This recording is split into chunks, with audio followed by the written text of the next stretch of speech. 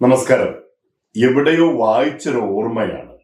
സന്ധ്യാനേരത്ത് മീൻ ചന്തയുടെ അധികമാരുടെയും നോട്ടം എത്താത്തൊരിടത്ത് ഒരു വേശ്യാസ്ത്രീയുടെ മുഖത്തും മുലകളിലും വികാരപരവശനായി ചുംബിക്കുന്ന ആളോട് ആ സ്ത്രീ പറയുന്നു, ഇയാൾക്ക് എന്തെങ്കിലും ചെയ്യാനുണ്ടെങ്കിൽ വേഗം ചെയ്തിട്ട് പൈസ താ, കൂരയിൽ എന്റെ കുട്ടി കരയും, ഇതൊന്ന് കഴിഞ്ഞിട്ട് വേണം അതിനിച്ചിരി കഞ്ഞിയാക്കി കൊടുക്കാനെന്ന്. വികാരങ്ങൾക്കും അപ്പുറം സ്വന്തം കുഞ്ഞിന്റെ വിശപ്പകറ്റാൻ കണ്ടവന്റെ മുമ്പിൽ തുണി പൊക്കി നിൽക്കുന്ന ഒരു പാവം സ്ത്രീയുടെ നിസ്സഹായതയാണത്.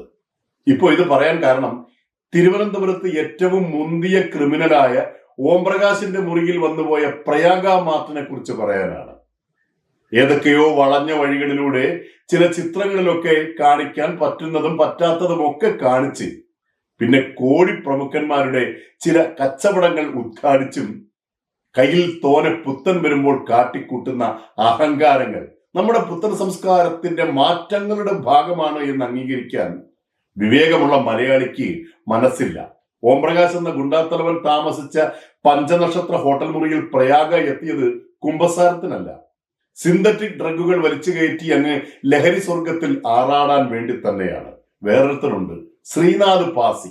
ഒരു കഥാപാത്രത്തെ അവതരിപ്പിച്ച് വിജയിപ്പിക്കാൻ കഴിയാത്ത ശബ്ദം കൊണ്ടോ സൗന്ദര്യം കൊണ്ടോ അഭിനയ മികവ് കൊണ്ടോ ഒന്നുമല്ലാത്ത മറ്റൊരു കീടം.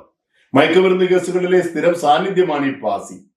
സത്യത്തിൽ ഈ നാണക്കേട് സാധനങ്ങൾക്കൊക്കെ ചെറുതായാലും വലുതായാലും വേഷങ്ങൾ നൽകുന്ന നമ്മുടെ സിനിമാ സംവിധായകരും നിർമ്മാതാക്കളുമാണ് ഇവരെക്കാൾ വലിയ ദുരന്ത നാണക്കേടുകൾ. ഹേമ കമ്മിറ്റി റിപ്പോർട്ട് വന്ന് മലയാള സിനിമ ഉടുതുണി ഉരിഞ്ഞ് നാണം കെട്ട് നിൽക്കുമ്പോഴാണ് കേരളത്തിലെ ഏറ്റവും വലിയ ഗുണ്ടാത്തലവന്റെ ലഹരി സൽക്കാരത്തിൽ പങ്കെടുത്ത് പുളകിതരാകാൻ വേണ്ടിയുള്ള പ്രയാഗ, ശ്രീനാഥ് പാസി, മറ്റ് 20 പേര് വെളിപ്പെടുത്താത്ത താരങ്ങളുടെയും പേക്കൂത്ത് നാടകങ്ങൾ. ഈ ക്രിമിനലുകളൊക്കെ എന്ത് താരപരിവേഷമാണ് നമ്മൾ നൽകേണ്ടത്?